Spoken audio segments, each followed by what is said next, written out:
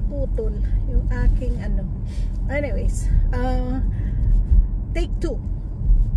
So good evening, good morning, good afternoon, wherever you are. It's Wednesday evening, 6:37. Pauwi pa lang si Lola. At kung makikita nyo, ito mainit na mainit pa. Parang nag-ano yung ano, pinaglaruan kami ng ano, panahon. Kasi kaninang umaga, maulan, ang dilim, tapos nag-snow. Kasi kung ano, nag-live ako kaninang umaga, so kung makikita nyo, madilim talaga yung kalsada dahil grabe yung ano niya, cloud, grabe yung ulan, kaya madilim. Pero ngayon naman, nahapon na, gabi na, tingnan nyo naman ang panahon, tingnan nyo naman ang sunlight, oh, liwaliwanag. So ganyan. Kanina maulan, malamig. Ngayon +3 na 6:38 in the evening. Pero tingnan nyo ang liwanag ng init, oh. May medyo madilim lang yung ano nga dahil sa may shade ng mga buildings, pero yung ano niya, yung nakikita nyo sa dulo dyan is mainit pa, mataas pang araw. So I don't know kung anong oras magsa-sunset ngayon. So ano lang siya, guys, hindi siya masyado matraffic ngayon. So I hope na ano siya, hanggang makarating ako sa bahay hindi siya traffic. We'll see kung hindi siya traffic doon sa paglabas ko ng tulay. Yun, ganda na ng panahon. Kanina nag-i-snow, umuulan, malamig. You know, madaming tao sa park, mga nagja-jogging. Kahit ano siya, guys, +3. Ano, pwede na yung light jacket. Ayan, no? Makikita nyo may mga nagja-jogging sa sidewalk dyan, sa ano, sa may park. Ayan, no? Daanan ko. Ano pa siya? Ayun, no? May nagja-jogging na naka-shorts. Tigasin. Yan, no? May mga nagja-jogging ng naka-shorts, guys. So hopefully na tuloy-tuloy ng summer. Yan, no? Ang liwanag. Parang ano lang siya, parang 3:00 lang ng hapon. Liwanag ng kalangitan. Yan na siya. So tingnan ko nga kung hanggang matapos tong aking video is kung ilang oras aabutin, ilang minuto aabutin hanggang sa bahay. Kasi hindi ko talaga sinai-eksakto. At least ngayon nag-start ako ng ano, sa bahay.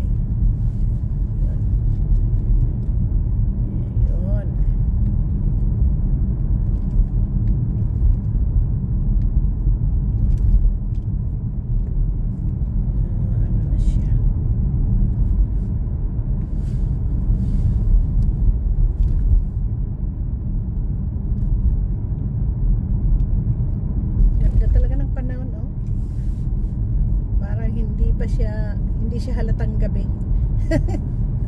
6:41 ng gabi. Tignan nyo naman ang araw, ang liwaliwanag, oh. Napakaliwanag. Yan.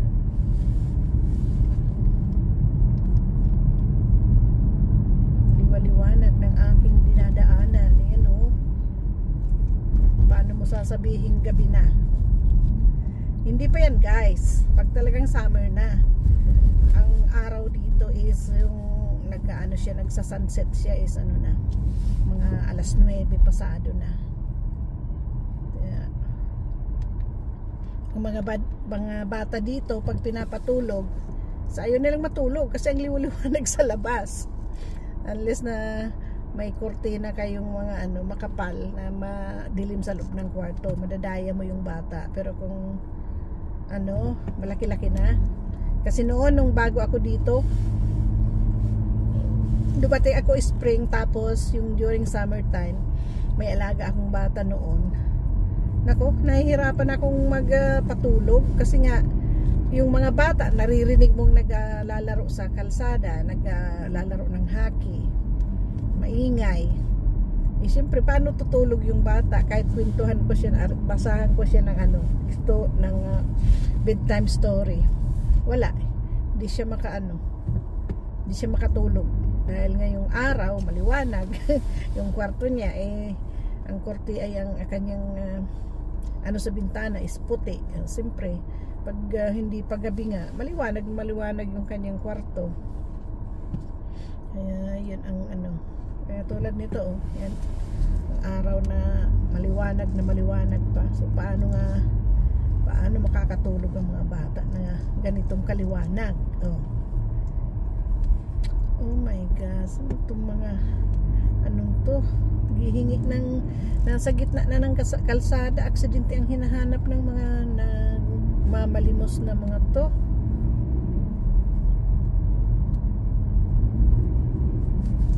Sanang lang bigyan mo andyan sa tabi nagiinuman ng mga beer, so binibili lang pala nila ng beer imbis ibili ng pagkain. Kaya minsan hindi ako nagbibigay kung ganyan na iniinom lang naman nila. Dapat nga ibili nila ng pagkain para sila mabusog. Yan kasi ang mga Indian guys na namamalimos. Dahil sanay silang sa buhay na yung binibigyan lang sila ng government. Kaya ganun, umaasa lang sila sa hingi-hingi, ganun. Kahit winter yan, nandyan sila namamalimos. Kaya ewan ko kung saan sila mga nakatira. Dahil andyan sila palagi sa kalsada, umulan man siya o andyan palagi, hinihingi sila. Katabi ko yung bus kasi naman tong mga sasakyan nakagitna is dalawahan na dalawahang lane, dalawahang ng 2 lanes kumbaga. Nakagitna hindi siya tumabi.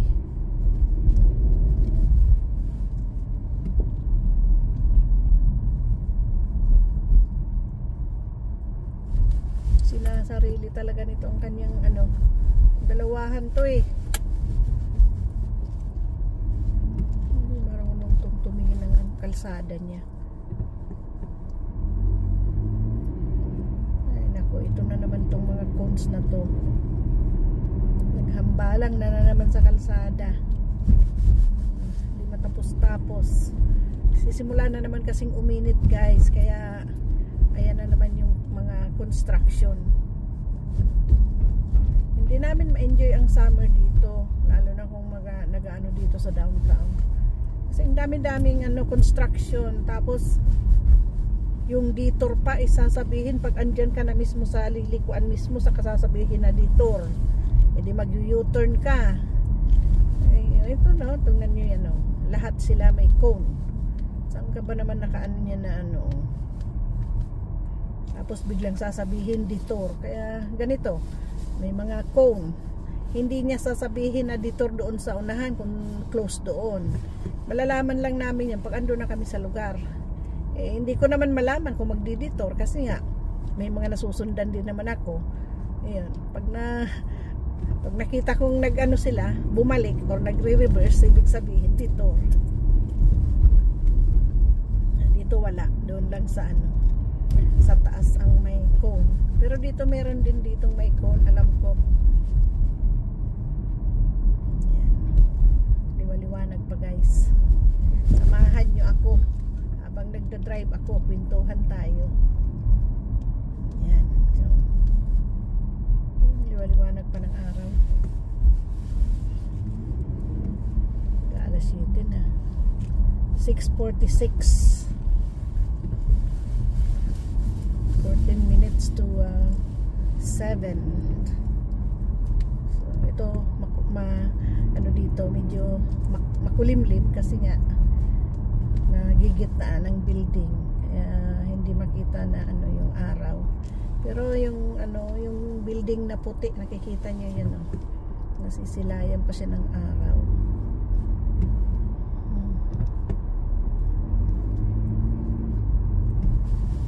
Anong ginagawa nitong isang sasakyan na to? Hindi mo malaman kung tutuloy o hindi. Anong hinahanap? Urong sulong mag-drive. Naghahanap ba yan ng parking? Alanganin na sinusundan ko hindi siya makatakbo. Hindi naman nagsisignal kung tatabi. Hindi maano pag nag-drive na ganyan. Yan na, nasa crossing na ako guys. Ito na, palabas na ako ng highway. Ito na siya. Yung building na itong nasa harap ko guys, ito ang terminal siya ng train, ng metro at ng buses. Ito. Yung metro niya sa pinakailalim niya. Diyan yung tren na nasa ibabaw ang takbo at yung tren na nasa ilalim ng lupa. Metro ang tawag dito. So, medyo traffic. Naka-stoplight lang pala. Hindi siya traffic. Dahil naka-stoplight lang, kaya natamba kami. Palabas na ako ng downtown.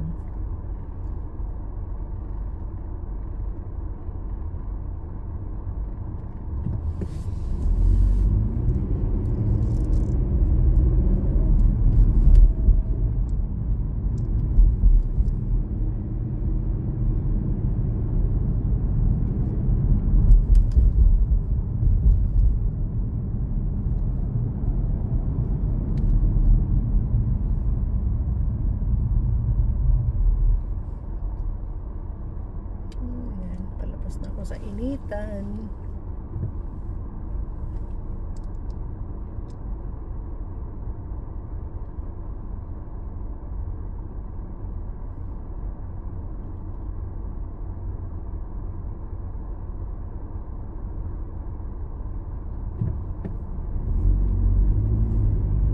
Ayun. Kailangan ko mag-sunglass. Matalim ang init.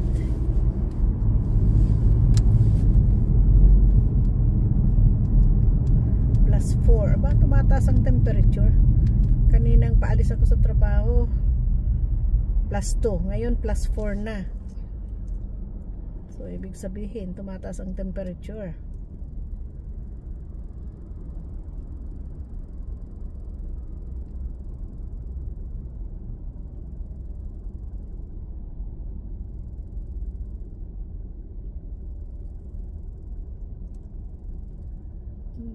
Traffic kami sa stop. Dami kasi ditong stoplight. Ito yung guys na pag natatiming ko siyang lahat siya nakago, mabilis ako. Meron naman na palagi siyang naka-stop, yun nakaka-atraso sa traffic. Dahil matagal-tagal din ang stop dito, ang stoplight dito. Merong siguro 3 minutes, may 2 minutes, may 1 minute. Tagal-tagal, lalo na yung mga nasa school zone. Mga nasa 2.5 minutes ang nila. May counter pa siya. Kaya, matagal.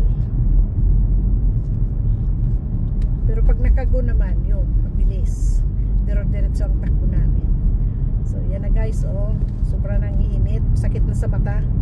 Naka-sunglass pa ako. Mga alas 7 na. Suot ko pa ang sunglass dahil masakit sa mata. Ang init. Napakaliwanag. Dito na ako sa Bonaventure Highway. Pabalik na ako.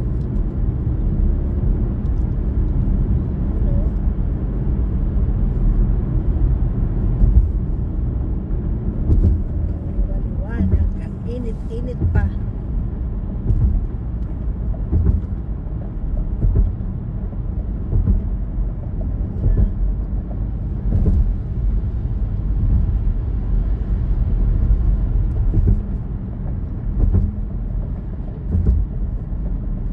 Na rin kayo nagjo-joyride sa akin guys. Ang ganda ng kalangitan, blue. Kaya medyo magalaw ang camera ko kasi yung nakabitin siya. Kaya lang yung sasakyan nga pag dumadaan sa sa dugtong ng kalsada, tumutunog siya, nagsishake yung lalagyan ko, kaya gumagalaw yung camera ko. Liwaliwanag talaga hindi mo sabihin na gabi na kami dito. You know, liwaliwanag. Kasanglas pa ako dahil sa sobrang init. Sakit sa mata. Yan.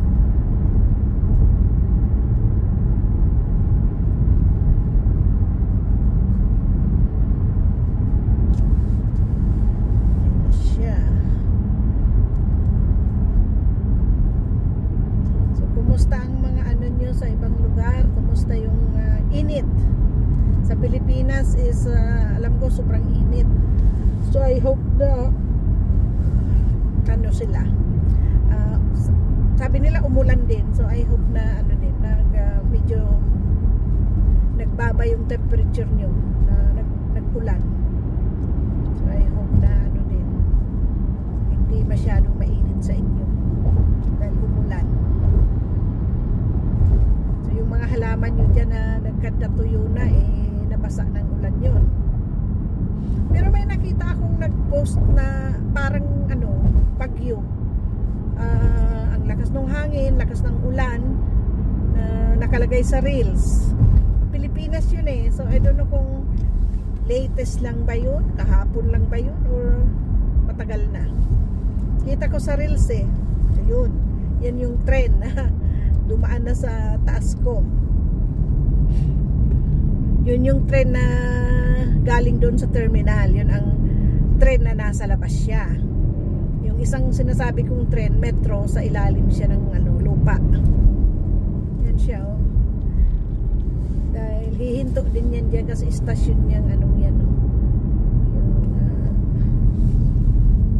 siya dito, istasyon sa El Desor.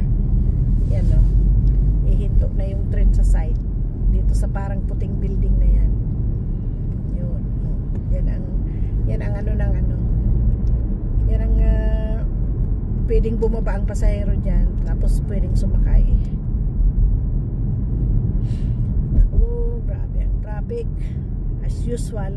Nasa pang-apat akong lane, 1, 2, 3, 4, pang-5 pang-5 akong lane. Kailangan makapasok ako dyan sa pangatlo.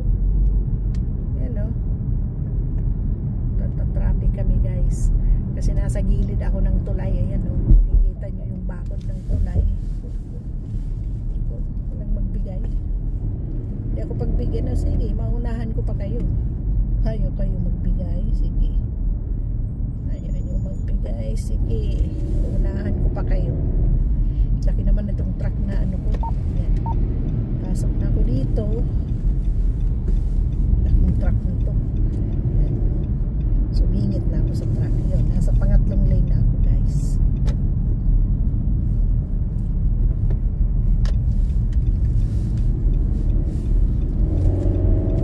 Nakagitna na ako guys. Yan, nasa gitna na ako. Yung makikita nyo. 4 na lane na lang ito dito. So nasa pangalawa na ako from the left. Yan. So kitang-kita nyo na yung mga nasusundan kong sasakyan.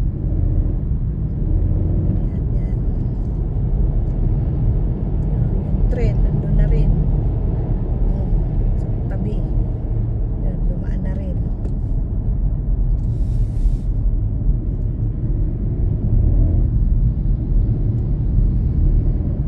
Yung daanan ng tren guys is hindi siya karugtong ng kalsada, hiwalay din siya, kaya may siya dyan, kung tatanawin na may butas siya na diretso sa tubig, hindi siya connected na simentado. May butas siya para sa kung may tulay siya kung halimbawa may emergency. Meron siyang ginawang tulay na parang tatawiran din na makalipat sa reles. Ito ganyan may exit siyang sinasabi. Kasi nga siya, hiwalay din ang reles niya dito sa kalsada, kaya may butas siya in between. Kung may loko-loko na halimbawa tatakbo or tapos tatalo na akala niya may semento sa ilalim niya sa niyan, wala. So mahuhulog siya sa tubig. Yung lalim pa naman ng tubig dito. So ganyan siya. Hindi siya hiwalay. Hiwalay ang release dito sa kalsada, sa highway. lang, kita nyo na yung ano niya. Yan, ito na. Sa Taiwan, ganyan ang mga tulay, ganito. Sinong nagpunta kami sa Taiwan, yung mga dinadaanan namin, puro ganito ang mga style ng tulay. Yan. Sayang nga lang nung pumunta kami doon, sana puro lang kasi picture yung nakuha ko. Hindi ako nag-video. Ano yun eh, hindi pa kasi uso nun ng reels. Kaya hindi pa ako nag-video. Sabi ko sayang. Kasi napanood namin yung pag-change guards doon sa temple. Temple na ano, ang taas niya kulay puti. Tapos ano, kaya lang nung pumunta kami doon, ulan, kaya hindi namin masyado na-enjoy yung pamamasyal. At isa pa, puro lang naman tempo lang pupuntan doon. Tapos yung dagat na nagpapalipad ng ano, ng tawag doon, yung lantern na iniilawan siya, eh hindi siya nangyari nung nandun kami kasi ang lakas ng ulan, maputik daw yung ano, kaya hindi kami pumunta. Hindi namin nakita yun. Dahil supposed to be, yun palang dinadayo din doon na nagpapalipad ng lantern, mag-ano ka ng wish, ganoon. Pero hindi yun nangyari kasi maulan. Kahit nung namamasyal kami, may dala kaming payong dahil umuulan talaga siya. Tapos yun, madami din silang ano, street foods. Madami din silang sa mga restaurant nila sa mall, ganoon. Marami din, ang tataas pati. Tapos meron silang ano sa Taiwan, yung ano ba yun? Building 101 ba yun? Shopping 101 na tinatawag. Tapos yung ano, yung pinakamataas na parang tower na building nila. Yun. Tapos yung kanilang mall, naku, ang taas. Kitang-kita mo yung ano, parang umiikot siya pag nasa taas ka, kitang-kita mo siya. Ang taas ng ano nila, mall. Tapos ang daming ano, yung may tindahan doon na mga kakanin, yung mga parang snacks, mga finger foods kumbaga. Ang dami nilang tinda doon. Ako, magsawa ka kung anong kakainin mo. Masarap din yung luto nila. Tapos meron silang ano, natatawa ako, akala ko bayabas yun nung doon sa hotel. Kasi yung parang buffet. So nakita ko yun. Sabi ko, ay may bayabas. Ano siya? Parang, nung una akala ko avocado. Dahil in-slice siya. Hindi naman siya pears. Hindi naman siya avocado. Tapos nung kinagat ko siya, crunchy. Ay bayabas pala. Sabi ko, ay bayabas pala yun. Akala ko avocado or ano, pears. Yun pala bayabas. Ang laki-laki niya na in-slice. Tapos doon guys, hindi sila tumatanggap ng ano, ng tip. Bawal daw. Kasi yung nagsiserve sa aming waitress, binibigyan namin ng tip. Ayaw niya. Bawal daw. Kahit iwanan sa table, kinukuha at binabalik sa amin. So sabi ko, ganda pala sa Taiwan. Hindi kailangan na mag-tip. Di tulad sa nang pumunta kami sa Mexico, oh my gosh, bawat galaw doon. Kaya nagpabarya kami noon ng pang-tip. Kasi bawat galaw talaga doon may tip. Kaya nasanay kami na parang ganun din. Eh hindi, ayaw nila ng tip sa Taiwan. Kaya yun. Naikwento ko lang guys. Nag-switch kasi tayo ng topic. Kaya nabanggit ko lang na ano. So hopefully pag umuwi kaming ano, hopefully makadaan kami Thailand naman. Kasi yung ano, mas mura kasi yung ano, nadadaan ka na lang kasi yung pupunta kang magbabakasyon ka talaga na pupuntahan mong magbababa ka galing sa airlines direkta doon. No. Pag ano, pag pauwi sa Pilipinas is mas magandang dumaan ka na lang sa mga lugar na gusto mong puntahan. Kasi pwede ka mag-stop over ng ano, pero mag-stop over ng, mag-stay ka muna ng 5 days, 4 days, ganun.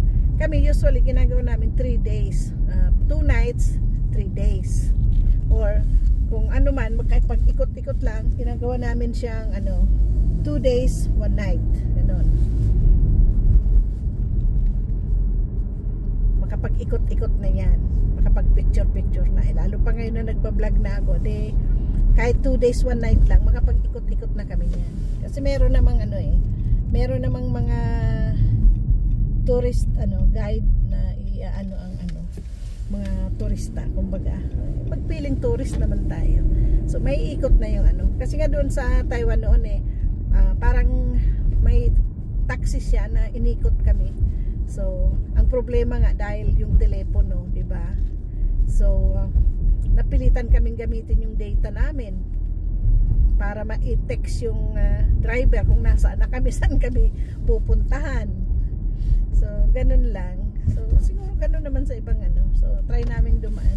Kasi noon nagdaan kami noon sa Hong Kong is kami, parang 3 days kami, 2 nights. Yun, naglakad-lakad din kami doon nung andun pa yung kapatid ko noon. Pero nag-hotel kami. Tapos yun. Sa Hawaii naman, maganda rin, parang Pilipinas lang. Yun, maganda rin na dadaan doon pag pauwi sa Pinas.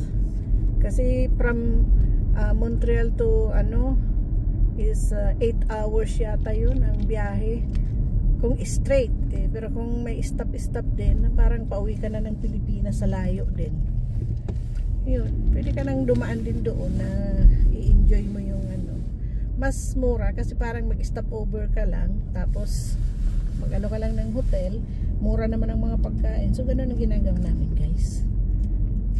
Mas makatipid ka kaysa yung pupunta ka talagang magbakasyon lang na yun lang talagang at least yung nakauwi ka na, nakadaan ka pa sa ibang bansa pwedeng daanan, Asian countries.